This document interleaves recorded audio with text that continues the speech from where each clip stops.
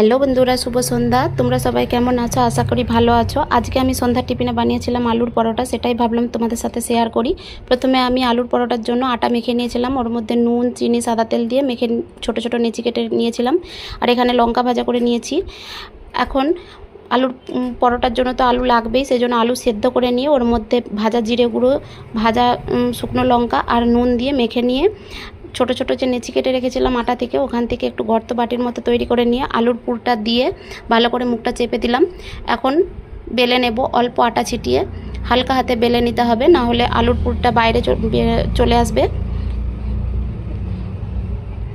এখন বেলা হয়ে গেছে, ভেজে নেওয়ার পালা। তার জন্য গ্যাসেতে কড়াই গরম করে নিয়ে ওর মধ্যে পরোটাটা দিয়ে এপিট ওপিট করে হালকা ভাজা করে নিয়ে ওপর থেকে তেল ছড়িয়ে দিলে দেখবে কত সুন্দরভাবে ফুলে উঠবে।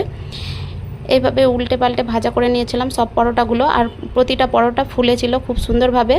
আমার তো আলুর পরোটা বানাতে খুব ভালো লাগে। বন্ধুরা, তোমরা কে কে আলুর পরোটা খেতে পছন্দ করো কমেন্টে জানিও। তো এইভাবে সব পরোটাগুলো ভেজে নিয়েছিলাম, আর সন্ধ্যার টিফিনটা দারুণ জমে গিয়েছিল। তো ভিডিওটা যদি ভালো লেগে থাকে বন্ধুরা, লাইক কমেন্ট শেয়ার করে পাশে থেকো।